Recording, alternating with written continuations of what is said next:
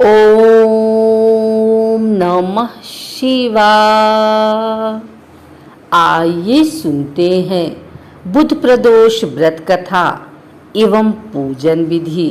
यह व्रत हिंदू तिथि के अनुसार 13वें दिन यानी त्रयोदशी का होता है। त्रयोदशी अथवा प्रदोष व्रत हर महीने में 2 बार आता है, एक शुक्ल पक्ष और दूसरा कृष्ण पक्ष। इस व्रत में भगवान महादेव की पूजा की जाती है। यह प्रदोष व्रत करने से मनुष्य के सभी पाप धुल जाते हैं और उन्हें शिव धाम की प्राप्ति होती है। त्रयोदशी अर्थात प्रदोष का व्रत करने वाला मनुष्य सदा सुखी रहता है। उसके संपूर्ण पापों का नाश इस व्रत से हो जाता है। इस व्रत के करने से सुहागन नारियों का सुहाग सदा अटल रहता है। बंदी कारागार से छूट जाता है। जो स्त्री पुरुष जिस कामना को लेकर इस व्रत को करते हैं, उनकी सभी कामनाएं कैलाशपति शंकर जी पूरी करते हैं। सूत जी कहते हैं, त्रयोदशी व्रत करने वाले को 100 गौदान का फल प्राप्त होता है। इस व्रत को जो विधि विधान और तन मन धन से करता है, उसके सभी दुख दूर होते हैं। प्रदोष व्रत के दिन व्रती को प्रातः काल उठकर नित्य क्रम से निवृत्त हो स्नान कर शिव जी का पूजन करना चाहिए। पूरे दिन मन ही मन ओम नमः शिवाय का जप करें। पूरे दिन निराहार रहें। त्रयोदशी के दिन प्रदोष काल में यानी सूर्यास्त से 3 घड़ी पूर्व शिव जी का पूजन करना चाहिए। प्रदोष व्रत की पूजा शाम 4:30 बजे से लेकर शाम 7 बजे के बीच की जाती है। व्रती को चाहिए कि शाम को दोबारा स्नान कर स्वच्छ श्वेत वस्त्र धारण कर लें। पूजा स्थल अथवा पूजा गृह को शुद्ध कर लें। यदि व्रती चाहे तो शिव मंदिर में भी जाकर पूजा कर सकते हैं। 5 रंगों से रंगोली बनाकर मंडप तैयार करें। पूजन की सभी सामग्री एकत्रित कर लें। कलश अथवा लोटे में शुद्ध जल भर लें। कूश के आसन पर बैठकर शिव जी की पूजा विधि विधान से करें।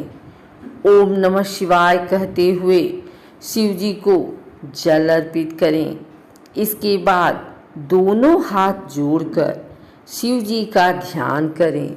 ध्यान का स्वरूप करोड़ों चंद्रमा के समान कांतिवान त्रिनेत्रधारी मस्तक पर चंद्रमा का आभूषण धारण करने वाले पिंगल वर्ण के जटाजूटधारी नीले कंठ तथा अनेक रुद्राक्ष मालाओं से सुशोभित बरदहस्त त्रिशूलधारी नागों के कुंडल पहने व्याघ्र चर्म धारण किए हुए रत्नजड़ित सिंहासन पर विराजमान शिव जी हमारे सारे कष्टों को दूर कर सुख समृद्धि प्रदान करें। ध्यान के बाद बुध प्रदोष की कथा सुने अथवा सुनाएं। कथा समाप्ति के बाद हवन सामग्री मिलाकर 11, 21 या 108 बार ओम ह्रीं क्लीं नमः शिवाय स्वाहा मंत्र से आहुति दें। उसके बाद शिव जी की आरती करें। उपस्थित जनों को आरती दें।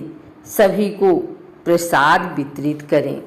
उसके बाद भोजन करें। भोजन में केवल मीठी सामग्रियों का उपयोग करें।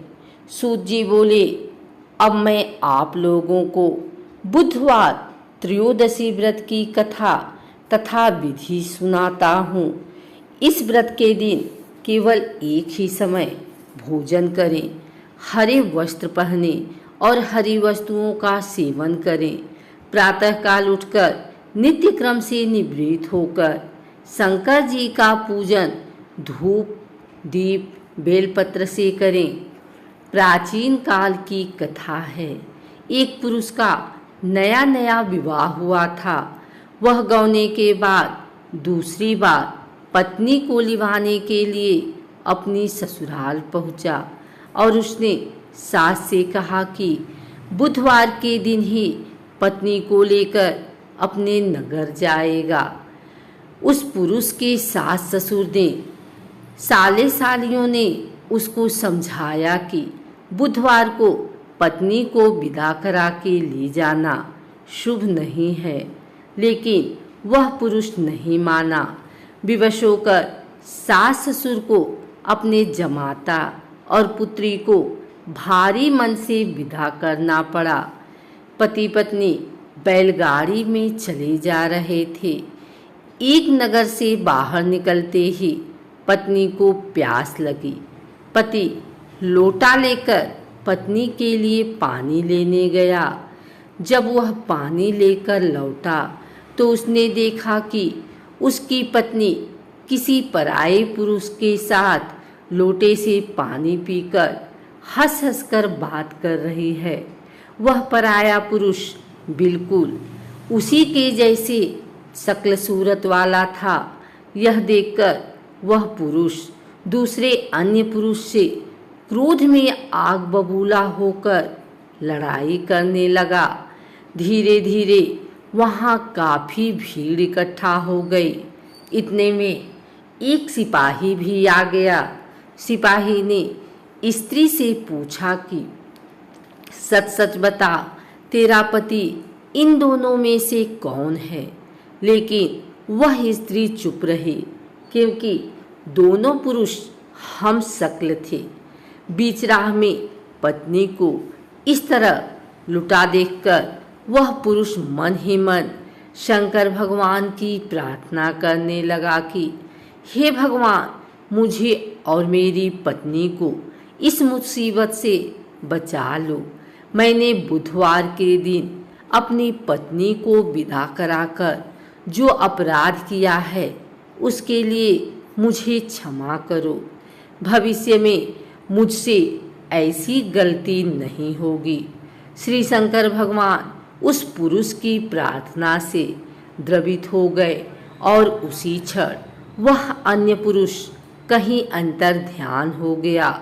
वह पुरुष अपनी पत्नी के साथ सकुशल अपने नगर की ओर पहुंच गया।